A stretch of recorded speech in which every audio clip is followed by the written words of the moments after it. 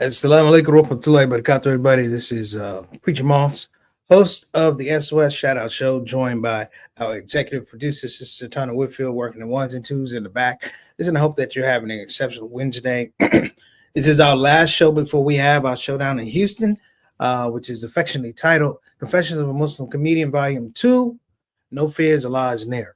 I did share with you maybe last week, we changed it from Trump Fears to lies near.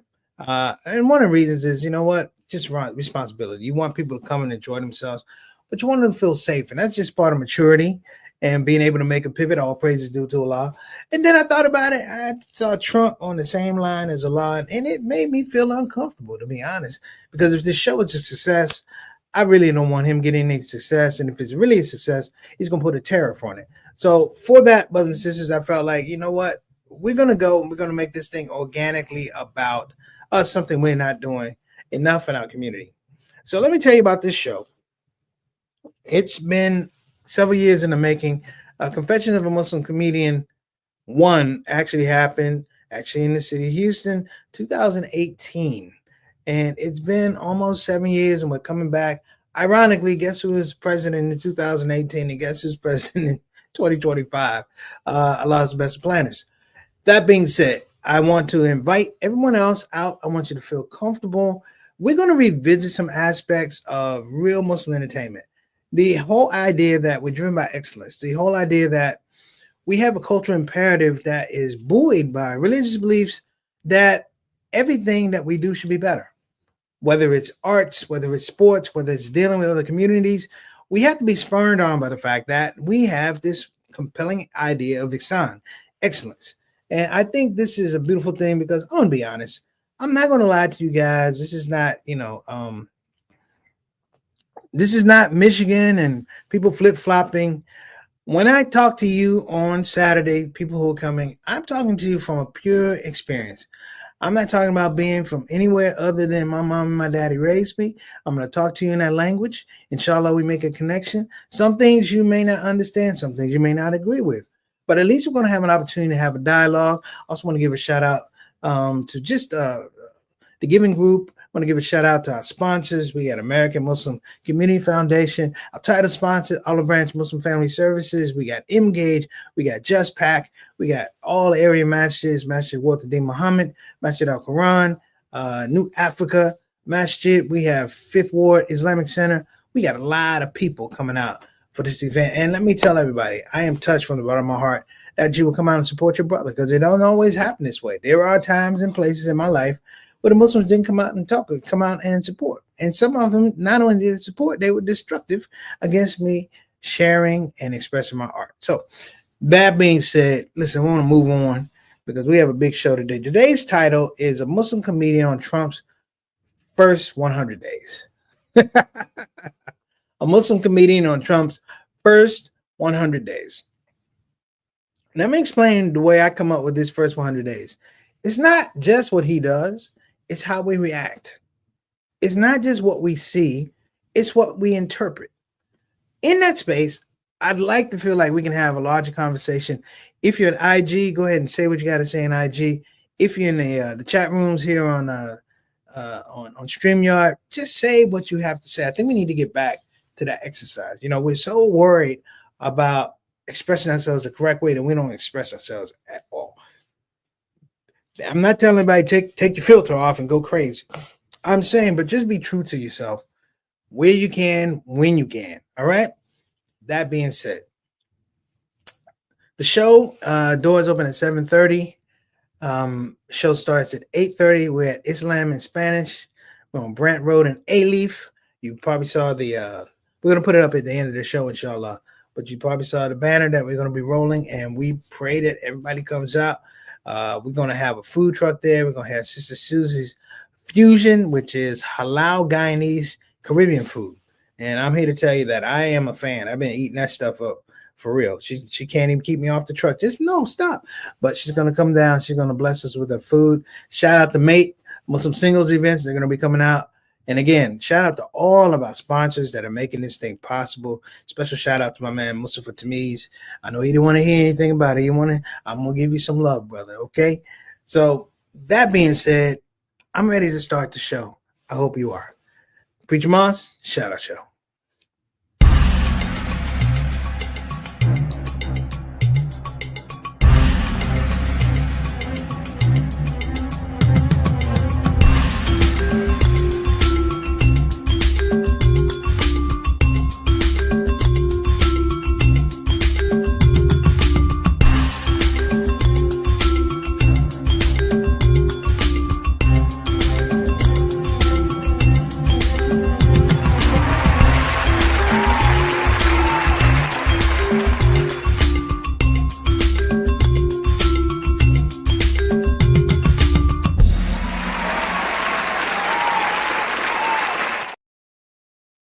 All right, welcome back. We'll give a shout out to our Shout Out Show family, soldiers already in the queue. Shout out to Sister Reed. Sister Reed, oh, shout out to JT, little brother. How you doing? I'm going to say assalamu alaikum wa rahmatullahi wa barakatuh to the both of you, Reed and JT. Thank you so much for your support. And I enjoy Reed. I'm looking forward to having you at the show. She never seen me perform live before. So just a hint, just a hint. I'm not like Corey Holcomb. I love Corey, don't get me wrong. All right, shout out JT. Wa alaikum assalam rahmatullahi wa barakatuh, little brother. Thank you for your blessings and du'as. Altaf Rashid. Wa alaikum assalam rahmatullahi wa barakatuh. Coming all the way from Toronto, Canada. No tariffs. Hey, you had a big election up there, huh? You guys had a really big election. That party came from the dead, man. Shout out. I don't know who you voted for, but they definitely did not want Trump. It was a referendum. People pay attention. Also, shout out, of course, to executive producer Wa alaikum assalam rahmatullahi wa barakatuh, sister Satana Whitfield, working so hard. You guys don't know, we do these shows like ISNA and things like that. There's just so much legwork just around conceptualizing the show and being able to say these things will be taken care of. And, in the business is so fluid. One day it's this, another day it's that. And Sister Satana, I'm going to say in front of everybody, you are invaluable. Thank you so much. I appreciate you. And we got somebody else in the spot. I want to give a shout out to Sister Mary Moss. She's over in the corner. She's down for the show. She's coming for the show. Alhamdulillah. Good to see you. Yalla, assalamu alaikum. I didn't say get out of your chair. I'm just kidding. Give me an inch, they take them out. Give me an inch, they take them out. You can come on in a minute. I'll bring you up. I had to mess with it. All right. So let's get into a certain aspect of a Muslim comedian on the Trump's 100 days. Let me give a shout out to my Instagram family. Shahid, wa alaikum assalam rahmatullahi wa barakatuh. Bilal, my big brother Bilal Salahuddin, and his queen, Sister Sonia Dalton Salahuddin. I know you got your tickets, man. Thank you so much for coming out to support. We got Angie Butterfly 21, Indian Hair King, my man, Keelan Farouk. Always holding it down in Houston, man. Good to see you, brother. Peace and blessings to you and your family. Keta Rama joined us. Thank you. Masalama Lifestyle. You know what? I'm going to show you guys. They sent me some stuff. I'm going to show you guys some of this stuff. They have some great sweatshirts and apparel that's coming out. We need to support these brothers. So I'm just wanting everybody to know I'm going to bring some stuff whenever we get the break. We're going to do that. Okay. We got was it Nazi's a lot, and too close to Nazi for me. Thank you so much. Shahid. Trump is following an existing American playbook, attacking education, social service, immigrants, with the goal of reducing spending to justify more tax cuts. There you go.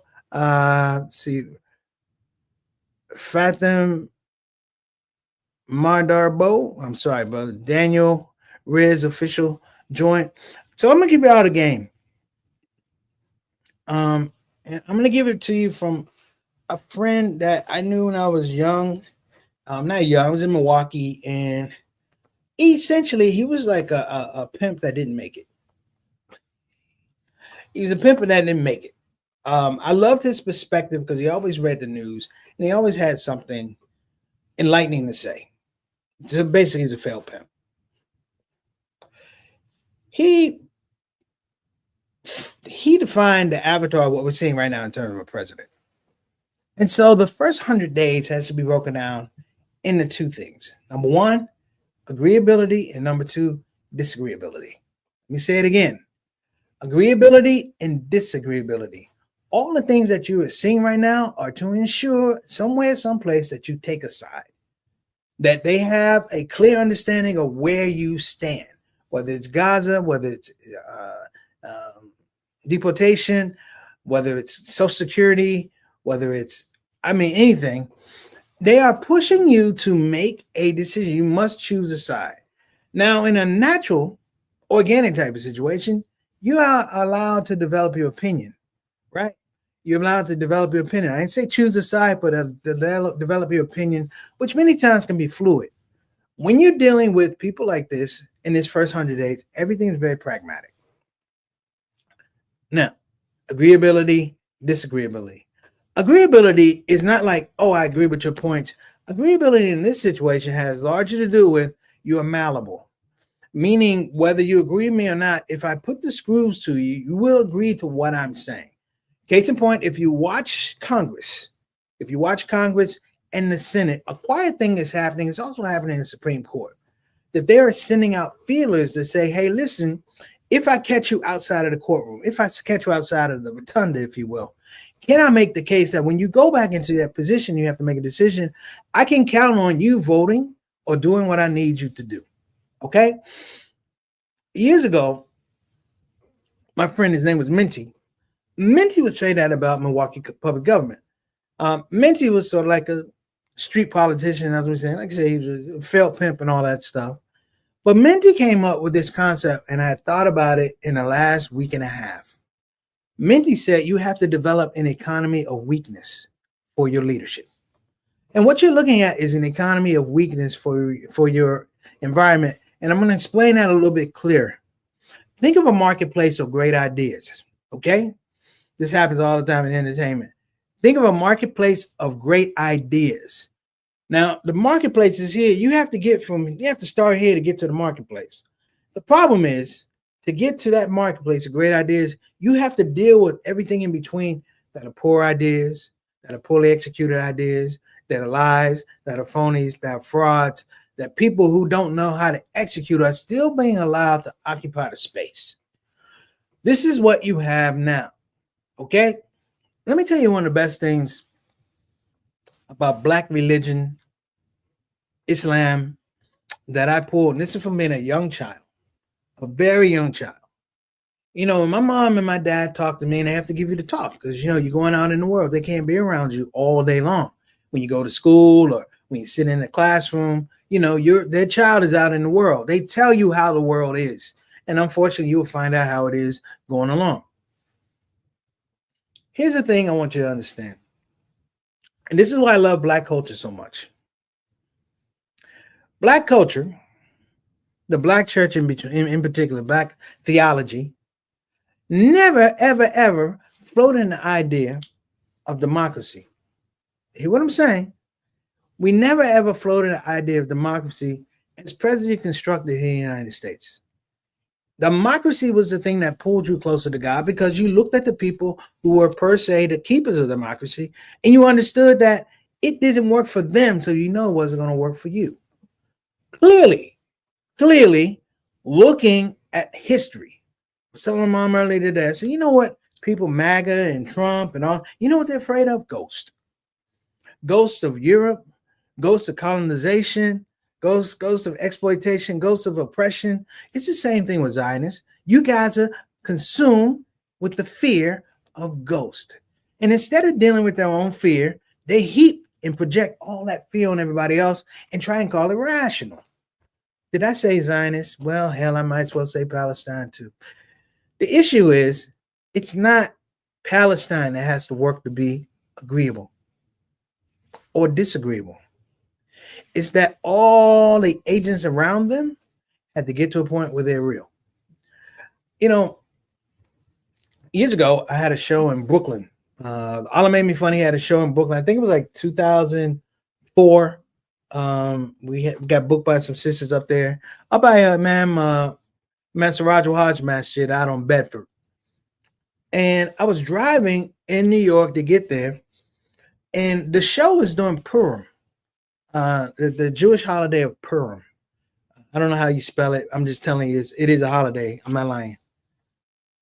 And you know what was interesting? As I was driving through these Jewish neighborhoods, the amount of disrespect that was being yelled to me and screamed to me because I was a black man. They didn't even know I was Muslim, but I was a black man. You know, when you're in your 30s and 40s, you don't take lightly to kids calling you monkey, to people telling you get out of here. You don't own the street. You don't own the neighborhood, but it's that sense of entitlement. I remember when you look at it now, you now have a environment, if you will, that emboldens people to be the worst versions of themselves. And over and over again, we keep trying to reframe this thing that is going to get better. It's not going to get better. You know what it needs to be? It needs to be challenged. And if it comes down to a difference of opinion and that difference of opinion escalates, well, guess what?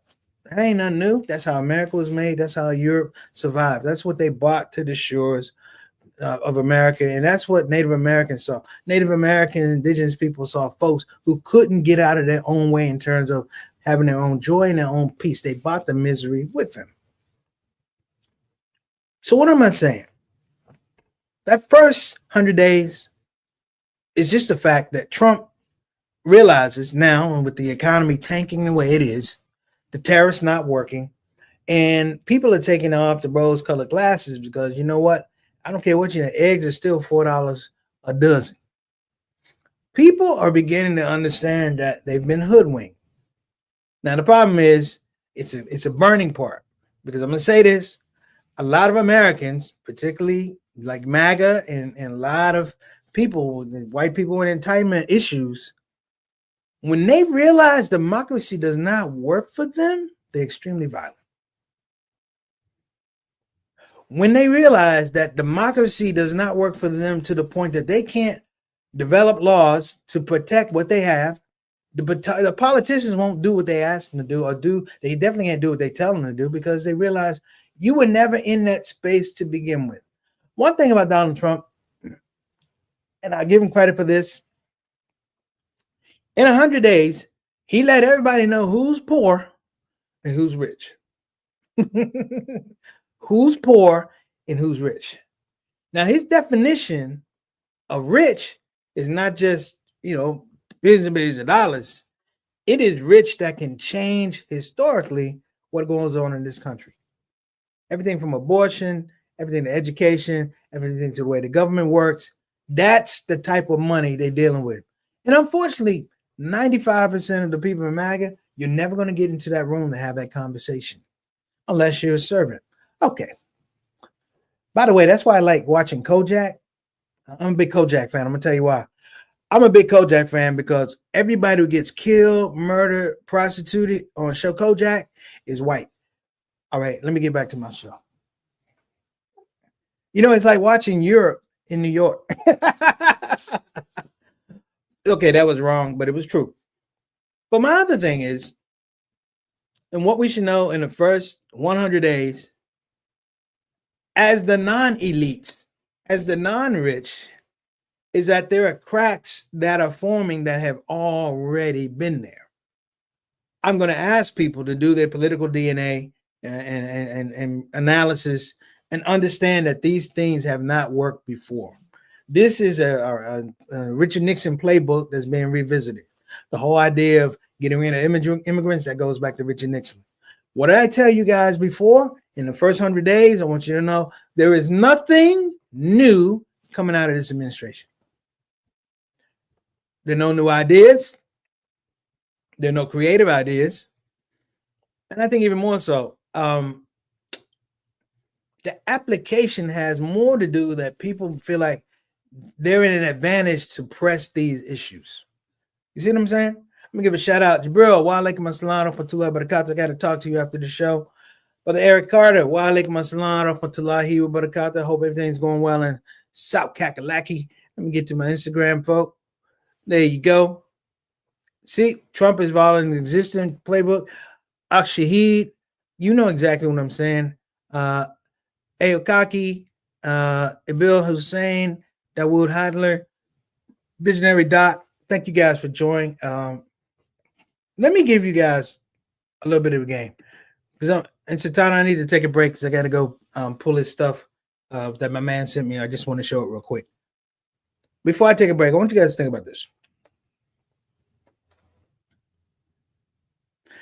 Every attack on money has to do with the fact that they don't possess the money. Every attack that you're seeing, Department of Education, Department of Commerce, USAID, all the things have to do with money that's been allotted, legally allotted, for people who are not rich. And the thing is, and I'm going to encourage everybody, there's two movies I want you to watch. One is called The Corporation that came out in the early 2000s. The other movie is called The New Corporation. The Corporation, New Corporation. You can catch The New Corporation on Peacock. Make sure you check that out. I got to take a break just for a minute, people. I want to give a shout out to my man, Pumpsy Brown, my brother from another mother. Good man, great family. What's up, P? We call him Pumpsy, Terrence Brown, but nicknames stick. So, man, good to see you. Hope everything's going well with you and your family. You're blessed. Good to see you on the spot. But I want everybody to start thinking about what I said. I'm going to take a quick break and I'm going to be back. Thank you. Assalamu alaikum warahmatullahi wabarakatuh, everybody. I'm comedian Preacher Moss. I hope you're having a blessed Ramadan. Listen, I just want to take a couple of minutes of your time to talk about Olive Branch Muslim Family Services. Olive Branch Muslim Family Services represents a lot in the city of Houston. You have a lot of relief organizations throughout the country, throughout the state. But I have to say, Olive Branch Muslim Family Services is one for the home team of the city of Houston. Listen, let me tell you about myself. I've always lived this idea that I'm always going to have more blessings than I'm going to have problems. And in that space, I've been able to understand that the blessings sometimes mean I could be a blessing in somebody else's life, much the same with Olive Branch Muslim Family Services. Years ago, maybe 2 years ago, we had a video and it asked the profound question, imagine if it wasn't an olive branch. Not so much the organization, but the absence of compassion and mercy. Imagine if there wasn't an olive branch. Not so much a question, but a reminder of a prophetic tradition that all of our prophets who have came to advocate for the poor and uplift the suffering. Imagine if there wasn't. All right, I think we're through imagining. All right, listen, I want to shout out a new clothing line. They are Masalama, which means peace out. They sent me this, and if you come down to the show, I will have these items on sale. And if you really get down early, I will probably depart with one of these and give one out. This is great. This is the Hakeem Shaquille. So it's all the Muslims, and it has the amount of trophies that they won, NBA trophies that they won. The back, Maslama Peach Out, which is Muslim basketball legacy champions. Shout out for that. And the other one I really like, which is Abraham. Well, I'm doing it like this. I'm not doing it right. Okay. Which is Adam, Abraham, Moses, Jesus, and Muhammad. Peace be upon them all. And this is kind of nice. Man, I know I'm having a problem with the light, but in any event, you guys see what I'm talking about. And that is Masalama. They're just coming out with stuff. Make sure that we support them. You can go to masalamalifestyle.com. I mean, I have a QR code, but that probably ain't gonna work today. But we'll continue to support them. And I want to give a shout out to Shahid and Sister Salima from the Houston Muslim community area. They bought their tickets, and Bilal and Sister Sonia Dalton Salahu, they bought their tickets. I'm looking forward to seeing you. We're gonna have a great show, man. I am really, really excited about this show. So let me get back to the first 100 days. Because the first 100 days has been a lot about executive orders, which is really like I can't risk taking this to Congress and having it approved, ratified, or whatever. And it's basically, let's work within the narrow structure that we can do this, largely because sometimes there's not a law that's concrete that said that is right or wrong. And then the other thing that I want everybody to pay attention to, everybody, is that now that there's this process that's going on, you're going to see a president that's more defiant, who's not going to listen to the rule of the law. He's not going to listen to judicial arguments. He will, in fact, if you give him opportunity, he will punk the Supreme Court. He's tried it before, and I want everybody to know, because there's so many things that are going on with the Supreme Court, and that was always one of my issues. That if you have people in the Supreme Court who are ruling not in the interest of the people in terms of an honest interpretation of the law as printed, then why do we need them? Why do they get lifetime positions? This is Donald Trump trying to play the game. I'm not going to say that. We had Thurgood Marshall for a bunch of years. We had Ruth Bader Ginsburg. We had a lot of people who were in there that were liberal. But my point is, at that point in time, they really actually will argue the law. This is more of the scenario that we're going to break the law. Case in point, now there's legislation it's going to the point now where they're going to be able to, quote unquote, remove judges. If you can get it. And here's the thing, and this is America. This is America. America has always been to a point where if it can't take what it wants, if you're not going to give it what it wants, or it can't take what it wants, then the proviso is like, I'll just make a law. Like the proviso is, I'll just make a law. If I don't want black men and that's another thing about DEI. You don't want any kind of diversity. Okay, but doggone it, see it through. Stop acting all half step and fetch it. If you don't want to see diversity, this is what I suggest. Stop having mixed families on TV in the commercials. I'm tired of families that don't match. Black man, white woman, Indian man, black man.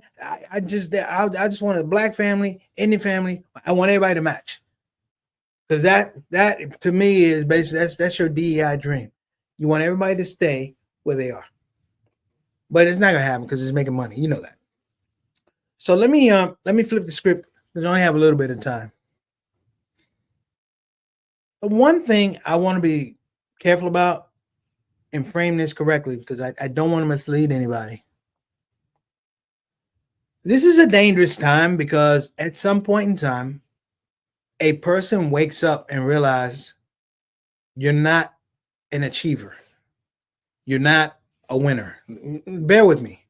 You're not an achiever. You're not a winner. It only occurs when people are around you that you can feel that way. Thus, the time that you're by yourself, for America and the institute is built on, this is probably the most dangerous time in the world. If you start looking at tweets on Truth Social that have come out, these are times when this man is alone in the world. Now, I know this is wrong. Ain't no parent in the world ever going to say that their child is not smart. The child can be dumb as a rubber hammer, but they ain't going to say the child is dumb.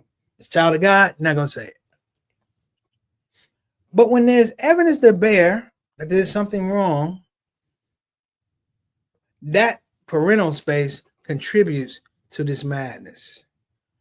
So what you're seeing now is a Donald Trump with the rails off, and he has no parental space. And what's going to happen in the next whatever, you got 100 days, in the next 100 days, you're going to see a grown man who's a baby. What I affectionately call the syndrome of the man baby, which means that the world, for lack of a better word, operates on a system of ego that just revolves around me, which is really devastating because it will turn on the people who are in his inner circle because they're not going to be able to do enough. Now people going to preach. What'd you do? What'd you do for, what would you do? Well, I would do what I'm doing now. I know if I'm silent, I'm not going to change anything. If I'm quiet, I'm not going to change anything. If I speak out, I may change something. They may come after me. So what? So what? If the religious treatise and prophetic tradition says, and this is in all religions, if it says fear God, then why do I fear you? You see, that's the thing that's coming next in 100 days. Be careful. Be careful what you're thinking because you just might get it. Be careful of what you're not saying because you just might get it. And this is the idea that a man who is unhinged, a man who has no parental rails about him, a man who has distorted idea of agreeability and disagreeability, at some point in time, brothers and sisters, if this situation is not changed, you're going to wake up to a man who's going to tell you, my name is Donald Trump. I'm no longer president. I'm God. All right, brothers and sisters, that's the Shout Out Show. Look forward to seeing everybody at the showdown in Houston. Islam in Spanish. We're going to be doing it. I appreciate it. All right. Assalamu alaikum wa rahmatullahi wa barakatuh. Preacher Moss.